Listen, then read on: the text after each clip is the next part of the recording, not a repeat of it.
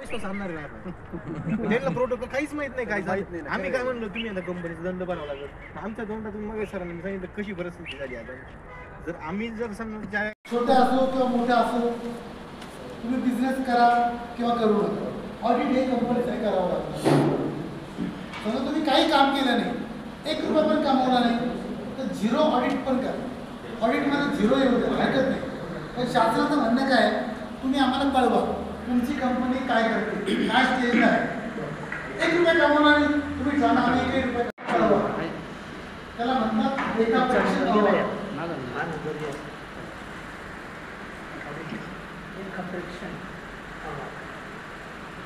Audit सुद्धा compulsory आहे. आता त्याचं फाईन किती ते सांगत नाही, तर तुम्ही अजून घालून जा. सांगून द्या सर, सर सांगून द्या. नाही आता आम्ही घाबरणारच नाही, तुम्ही सांगा. कारण आम्हाला माहीतच नाही ना, ते जे आहे ना ते माहीत नाही. ऑडिटला 25,000 रुपये फाईन, 25,000 एक महिन्याला घरात 25,000. गावातले जे लोक गट वेगळे, ही कंपनी, ही तुमची कंपनी आहे ना, गटाचं वेगळे. गटाला ऑडिट कंपल्सरी नसते त्याला कंपल्सरी. कारण ही कंपनी ऍक्ट म्हणजे कंपनी कायद्याच्या अंतर्गत रजिस्टर आहे. तुमच्या सर्टिफिकेटमध्ये आहे बघा, कंपनी ऍक्ट 2013. त्यामुळे याला सर्व कायदे लागले. सर एवढे कायदे ऐकू नये ना आता. असं वाटायला लागलं का तो गटातला व्यवहार बरा होता आणि गटच जर ॲक्टिव्ह बनवून आणि अशा ज्या फेमस कंपनी झाल्यात त्यांच्या मार्फत आपण गटातलाच माल विकला तरी आपण पुढे जाऊ असं वाटायला लागले आता. करू शकतो.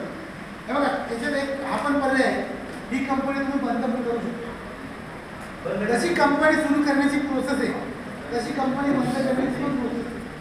तुम्हाला असं वाटलं कंपनी नको आहे, गट म्हणून काम करायचं, कंपनी बंद करा. जेवढे पैसे कंपनी बनवायला लागले तेवढेच पैसे बंद करायला पण लागले. सेम पैसे. तुम्हाला ते नको असेल कंपनी बंद पण करू शकतो. आता क्वालिटी निवड दोन्ही गोष्टी विचार मी तुम्हाला दोन्ही सांगितले. नाही ना तो नाही आता नाही विषय कसा आहे विचार करावा लागतो. नाही केला नाही ना. निगेटिव्ह याचा अर्थ काय, चांगलं वाईट दोन्ही बाजू. तुमच्यापैकी कुणाला असं वाटतं की ही कंपनी बंद करून टाकावी अशी इच्छा कोणाची नाही? करा, चांगलं काम करा. ज्या दिवशी तुम्हाला आपण होतच नाही तर तो पण पर्याय मी सांगून ठेवला, बंद करू शकतो. एकच आहे आपलं, शासनाने जर काही करायला लावलं तुम्ही हेच करा तेच करा, मग शेवटी आता ते म्हणते सेंद्रिय शेतीत काम करा, सेंद्रिय शेती एवढं शक्य होते. तुम्हाला कोणी कंपल्सरी नाही ते कोण म्हणतं सेंद्रिय शेती कंपल्सरी करू शकतात. तुम्ही कशातही काम करा, शासनाचं कुठलं बंधन नाही की तुम्ही अमुक प्रॉडक्ट मध्ये काम करा, या पद्धतीनेच काम करा असं काहीच नाही. सर आम्हाला शासनाने सेंद्रिय शेतीवर जे आम्हाला ते दूरबीर सगळं करून आणल्या.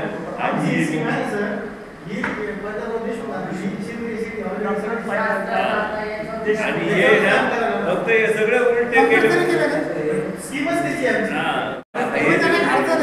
की सेंद्रियमध्ये आम्हाला काम करणे शक्य नाही.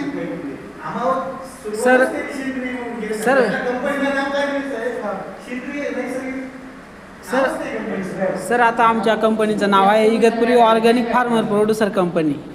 आता ऑर्गॅनिक आहे समजा, मग जर ऑर्गॅनिक प्रोडक्ट जर कमी निघत आहे आणि तेवढं मार्केटमध्ये सेल होत नाही तर आम्हाला आउटपुट काही मिळत नाही.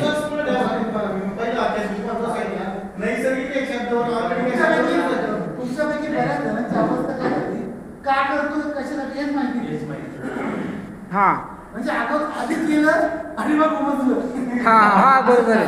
हां अगोदर उमजलं पाहिजे होतं, मग करायला पाहिजे. बरोबर. हां टार्गेटसाठी आम्हाला कळायला लागलं. पण फरक एवढाच आहे की तुमची मानसिक तयारी नाही. मार्गदर्शन तुम्हाला आज हे खायचं त्याच्या पुढे नाही, उद्या काय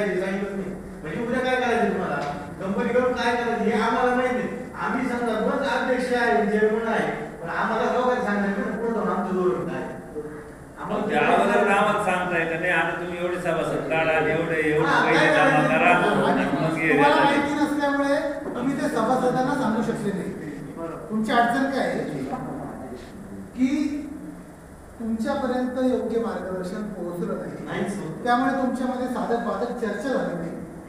चर्चा नसल्यामुळे तो कॉन्फिडन्स नाही. त्यामुळे सभासदांसमोर कोणत्या तोंडाने जायचं आणि 1000 रुपये मागायचे सर ही कंडिशन आहे की नाही. ऐका ना, सुरुवातीला तुम्ही शिवभागाने आता आपण काय विचार करूया, ठीक आहे आपण कर्म धर्म संयोगाने या कंपनीमध्ये आलो.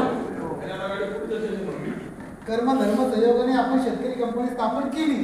कोणीतरी माध्यम झालं, त्या व्यक्तीचा हेतू चांगला होता, कदाचित मार्गदर्शन पुरेसं मिळालं नसेल. पण आता या ट्रेनिंगच्या माध्यमातून तुम्हाला नवीन गोष्टी समजतात. आता शिकून घ्या आणि एक एक पाऊल पुढे टाका. एकदम मोठी झेप पण घेऊ नका. म्हणून मी आज बेसिक गोष्ट सांगतो. माझ्या पेंड्राईव्हमध्ये 150 विषय ॲग्रिकल्चरमध्ये, पण तुम्हाला जे हवंय नेमकं तुमच्या अडचणी काय मी फक्त त्या विषयावर बोलतो. तर तुम्ही अगदी बेसिक लेवलला 2-2, 4-4 महिने झाले, 1-1 वर्ष झाले कंपन्यांना, अजून तुम्हाला तुमचे बिझनेस मॉडेल माहिती नाही, स्ट्रॅटेजी माहिती नाही, प्रॉडक्ट माहिती नाही, कम्प्लायन्सेस माहिती नाही. तर हे अगोदर सगळं शिकून घ्या.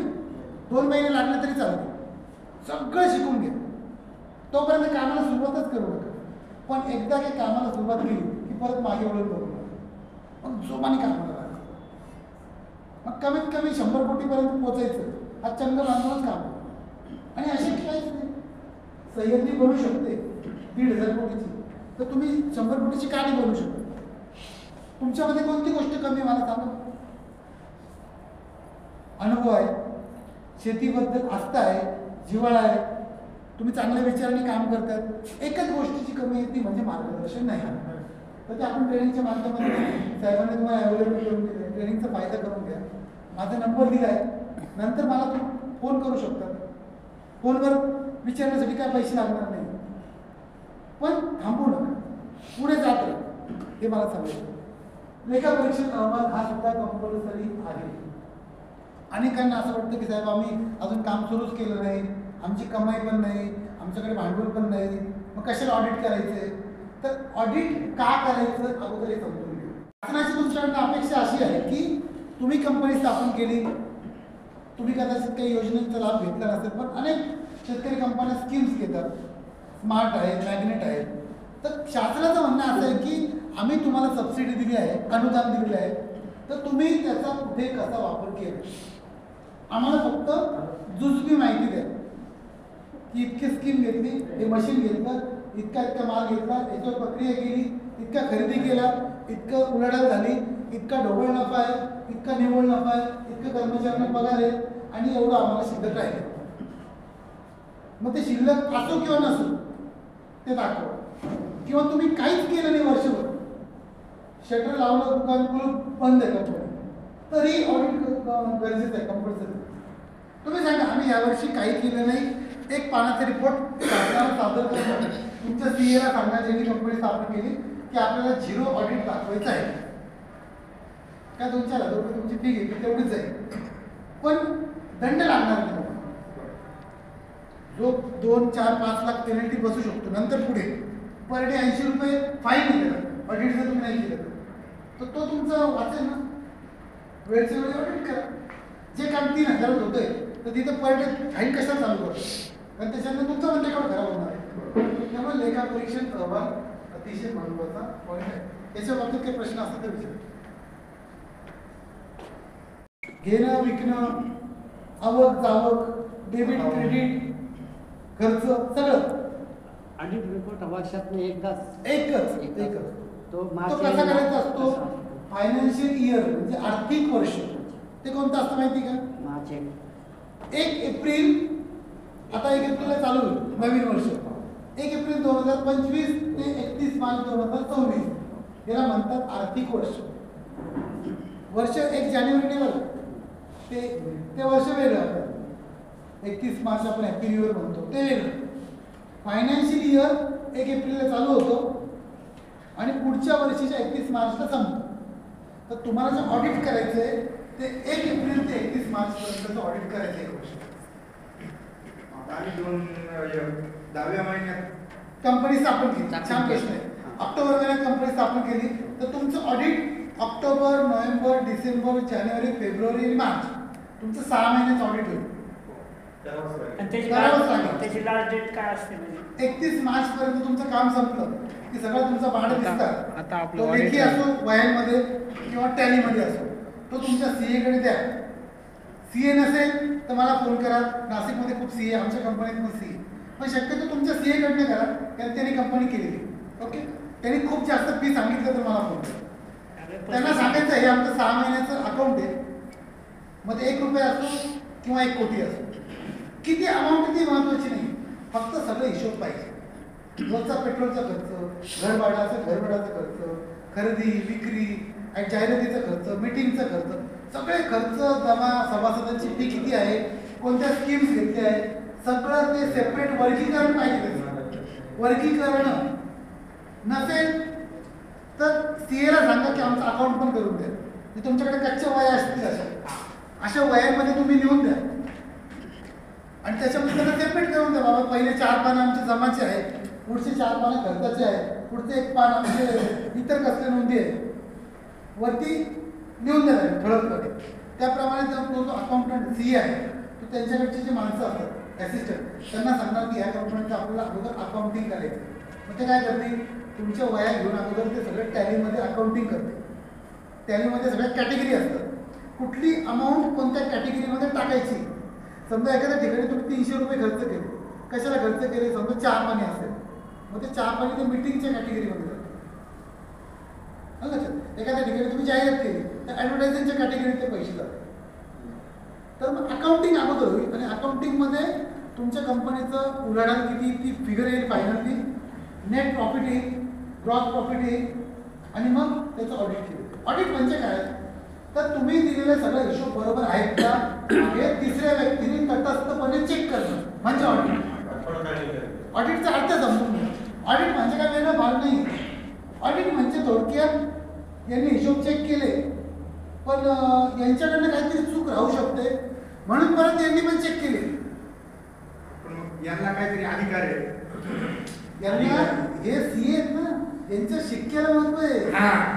हे सीए नाही, हे कंपनीचे कोणी सचिवांनी प्रामाणिकपणे काम केलं पण काही अप्रामाणिक नाही. यांनी प्रामाणिकपणेच केले पण यांच्या सही शिक्क्याला महत्व नाही. गव्हर्नमेंट कोणाला महत्व देते, फायनली सीएने चेक केलं का, तर सीएने शिक्षण त्याचं घेतलेलं आहे.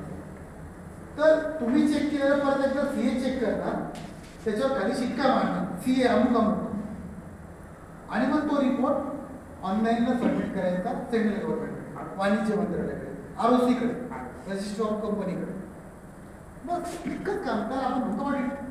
आता मार्च एंडला हे वर्ष संपलंय, किती दिवसामध्ये तो बंधन काय? 30 सप्टेंबरच्या आतमध्ये तुम्हाला ऑडिट सादर ऑडिट रिपोर्ट 6 महिन्याच्या आत. म्हणजे असं नाही की 31 मार्चला झालं लगेच 1 एप्रिलला करा नाही तर पाहिजे. एवढं काही अजून आपलं शासन कठोर नाही झालेलं आणि एवढी भीती पण घेऊ नका. मुदत असते पण तुम्ही काय करा, तुमच्या कंपनीचं मला ती कॉपी पाठवा माझ्या नंबरवर. मी आमच्या टीममधल्या एका व्यक्तीला ती जबाबदारी देतो की कधी कधी काय काय कंप्लायन्सेस आहेत, ऑडिटच्या तारखा काय आहेत, आमच्याकडनं तुम्हाला एक फोन येईल. तुमचं काम थोडं सोपं होऊन जाईल. साहेब तुमची कंपनी ह्या दिवशी स्थापन झाली, आता तुमचं ऑडिट आहे बरं का, ही तारीख आहे, लक्षात ठेवा. नोटिफिकेशन देतो. हा, आम्ही तुम्हाला फोन करू किंवा मेसेज करू, तुम्ही काम कोणाकडनं पण करा पण आम्ही तुम्हाला एक आठवण करण्याचं काम करू. सर कंपनी स्थापन करायचं रजिस्ट्रेशन फीज काय? आता किती डायरेक्टर तुम्हाला करायचे आहे त्याच्यावरती फी डिपेंड असते. 5 डायरेक्टर दहा आहेत की 10 डायरेक्टर, त्याच्यामध्ये तुम्ही भांडवल किती दाखवतात त्याची स्टॅम्प ड्युटी पण असते, पेड कॅपिटल किती आहे, फेसअप शेअर होल्डिंग पॅटर्न किती कसं आहे त्यावर साधारणतः 25,000 ते 35,000 ही फी कमीत कमी 25 मध्ये पण होती कंपनी आणि जास्तीत जास्त 35 मध्ये पण डिपेंड तुमचं काम किती द्या याच्यात. 25 ते 35. अरे तुम्हाला किती पैसे लागले? 35 आमचे येत शासनाने दिलं 35. एवढं आमच्या मग लोक 35 लागले.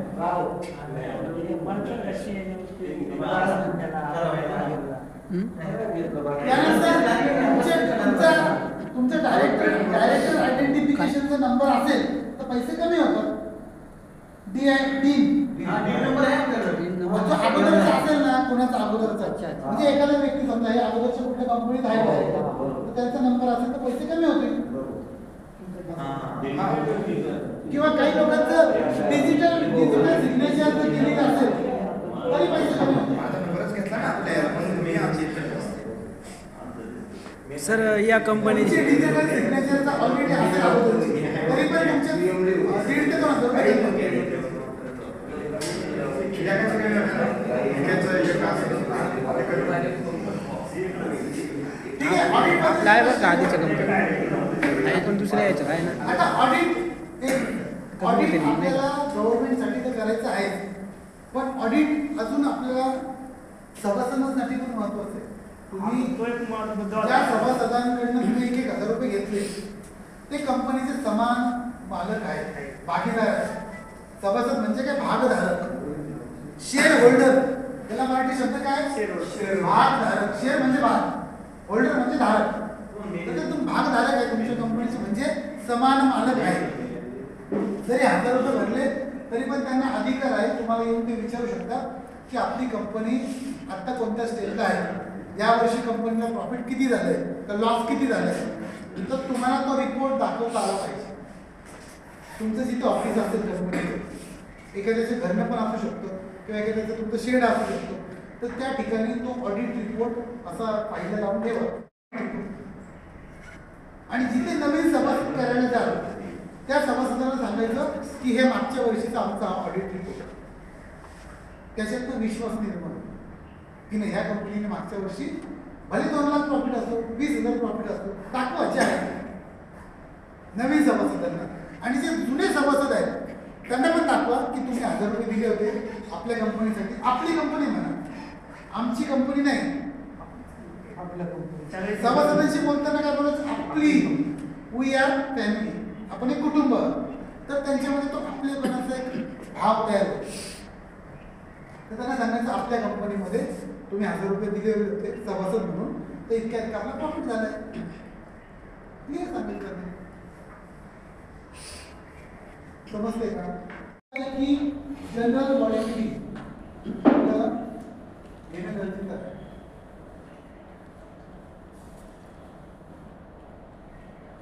वार्षिक सर्वसाधारण सभा ही सुद्धा कंपल्सरी आहे. आपण एक कंप्लायन्सचा भाग आहे